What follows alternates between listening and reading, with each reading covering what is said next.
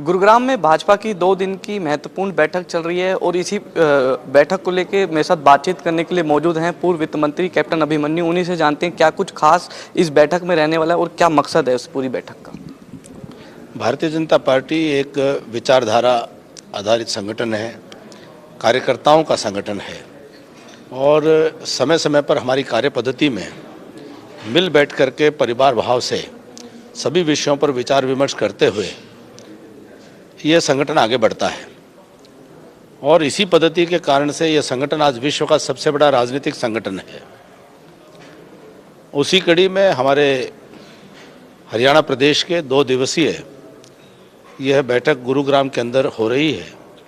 इसमें आज पहले दिन हमारे प्रभारी त्रिपुरा के पूर्व मुख्यमंत्री श्रीमान विप्लव देव जी वो उपस्थित हैं। प्रदेश अध्यक्ष ओम प्रकाश धनखड़ जी के मार्गदर्शन में बैठक चल रही है।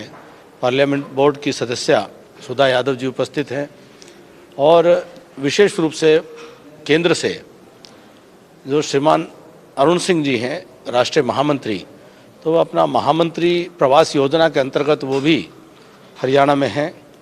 वो भी सभी अलग अलग विभिन्न श्रेणियों में बैठकें ले रहे हैं और इन बैठकों के माध्यम से संगठन को मजबूत कैसे किया जाए, राजनीतिक फीडबैक जनता से और कार्यकर्ताओं के माध्यम से लेकर के कि कैसे बेहतर सेवा राज्य सरकार और केंद्र सरकार जनता की कर सकती है और संगठन को मजबूत करते हुए आने वाले समय में फिर से केंद्र में और राज्य में भारतीय जनता पार्टी की सरकारें बने और एक मजबूत राजनीतिक संगठन खड़ा हो, इसको लेकर के आज बैठकें चल रही हैं। लगातार बैठकों का दौर जो है भाजपा में जारी रहता है। राष्ट्रीय कार्यकारिणी की बैठक अभी पीछे हुई थी दिल्ली में, अब प्रदेश स्तर की जो है बैठक वो हो रही है। तो ऐसे में कहीं ना कहीं हरियाणा से भी जो नेता हैं उनकी ड्यूटी एमसीडी चुनाव में, हिमाचल चुनाव में लगाई थी। हालांकि गुजरात में अच्छी जीत जो है भाजपा ने हासिल की, कहीं ना कहीं हिमाचल में और एमसीडी चुनाव में जिस तरीके से हार हुई उसका क्या कारण, कुछ उसको लेके विषय?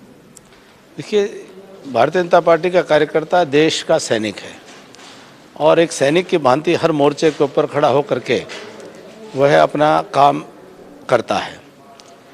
तो कहीं चुनावी मैदान में कहीं जीत होती है, कहीं हार होती है। हम वो लोग हैं जो जीत से भी सबक लेते हैं और हार से भी सबक लेते हैं और कैसे हम अपने आप को और बेहतर कर सकें, संगठन को और निखार सकें, हम उसके लिए निरंतर प्रयासरत रहते हैं। और दिल्ली में बहुत अच्छा चुनाव परिणाम एक प्रकार से आया है, भले अभी बहुमत नहीं आया हो। और हिमाचल में भी चूँकि एक रवायत रही है, उस रवायत के कारण सत्ता परिवर्तन भले हुआ हो, लेकिन कुल मत का जो अंतर है वो बहुत ही मामूली है। केवल 38,000 वोट से हिमाचल प्रदेश की राज्य की सरकार वह भाजपा की बनने से रह गई है। तो हम जब विश्लेषण करते हैं तो केवल सीटों के संख्या का आंकड़े को अध्ययन नहीं करते हैं, हम जनता ने किस प्रकार से मत दिया है, जनमत की दिशा क्या है और उसके अंदर के जो गहराइयां हैं उनको विश्लेषण करने का प्रयास करते हैं। भाजपा के लिए सकारात्मक संकेत दिखाई देते हैं। भारत जोड़ो यात्रा 21 दिसंबर को राजस्थान से हरियाणा में जो है प्रवेश करने जा रही है, तो क्या कुछ मानते हैं कितना असर जो है इससे पड़ेगा भारत जोड़ो यात्रा जो कांग्रेस की चल रही है?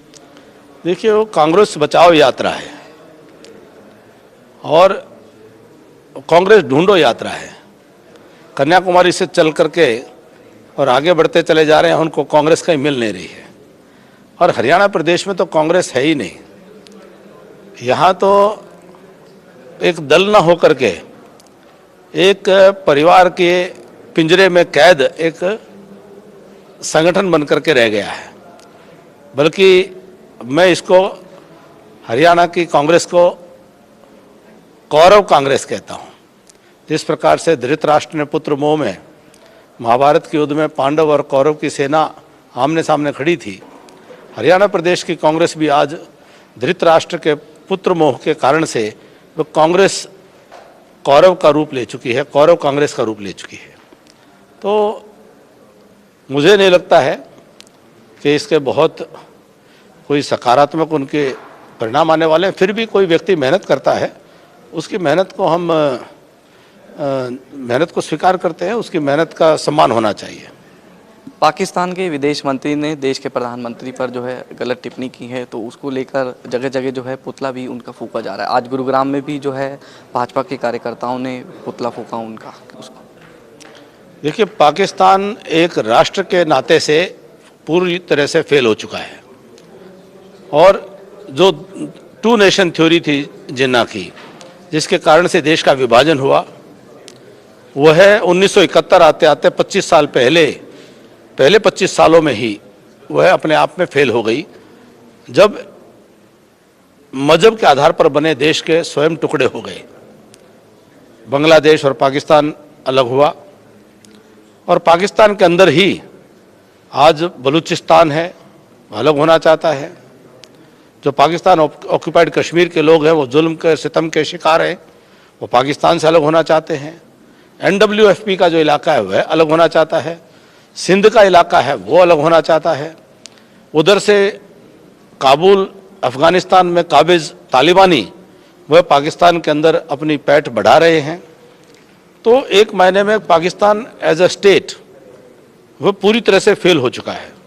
अब उनकी जो अस्तित्व है वह पूरी तरह से भारत विरोध पर टिक गया है और भारत विरोध को उन्होंने और भी आगे बढ़ करके मजहब के मतांध होकर के उन्होंने उसको एक प्रकार से हिंदू विरोध और मोदी विरोधी के तौर पर उसको आगे बढ़ाने की कोशिश कर रहे हैं।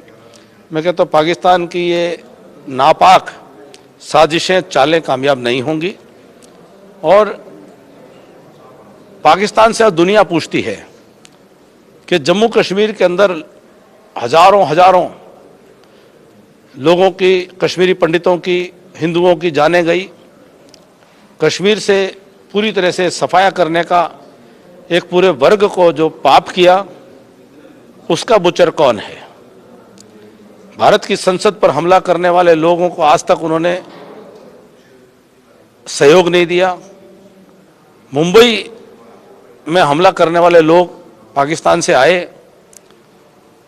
और कारगिल तक भी ये साबित हो गया कि पाकिस्तान की सेना उनके पीछे थी। पाकिस्तान के विदेश मंत्री बिलावल भुट्टो का बयान, उसको बचकाना नहीं कह सकते, बेवकूफ़ाना नहीं कह सकते, वह अपने आप में बहुत ही घृणित बयान है और अंतर्राष्ट्रीय जगत से उनको माफ़ी मांगनी चाहिए कि दुनिया का सर्वाधिक लोकप्रिय जन नेता नरेंद्र भाई मोदी जी को उन्होंने जिस प्रकार से अपशब्द कहे हैं। G20 दुनिया के सब बड़े देशों ने मोदी जी के नेतृत्व में अब आगे बढ़ने का जो फैसला कर रहे हैं, तो G20 के नेतृत्व का अपमान है, दुनिया के नेतृत्व का अपमान है। दुनिया के नेता मोदी जी से मिल करके आप अपने आप को सौभाग्यशाली समझते हैं। पाकिस्तान पिछड़ रहा है तो ये उनकी बौखलाहट है, परंतु ये माफ़ी योग्य नहीं है और मुझे लगता है कि अंतर्राष्ट्रीय जगत भी इसको माफ़ नहीं करेगा और समय आने पर इसका माकूल जवाब भी दिया जाएगा। जी बिल्कुल, देखिए ये थे मेरे साथ पूर्व वित्त मंत्री कैप्टन अभिनव, जिनका साफ तौर पे यही कहना है कि भाजपा की जो बैठकें हैं वो लगातार जो है जारी रहती हैं। इससे पहले राष्ट्रीय कार्यकारिणी की बैठक, अब प्रदेश की बैठक, इसके बाद जो है जिला स्तर की बैठक और उसके बाद जो है मंडलों की बैठक हुई। तो कहीं साफ तौर पर भाजपा जो है संगठन को जो है और मजबूत किस तरीके से कर रही है और इस सभी चीज़ों को लेकर जो है महत्वपूर्ण इस बैठक में जो है विषय रखा गया है और साथ ही साथ जो केंद्र सरकार की और प्रदेश सरकार की जो योजनाएं हैं उनको ज़्यादा से ज़्यादा किस तरीके से लोगों तक पहुंचाया जा सके, इसी सब चीज़ों को लेकर जो है इस पूरी बैठक में चर्चा की जा रही है। गुरुग्राम से कैमरामैन मोहित के साथ आकाश खुराना, जनता टीवी गुरुग्राम।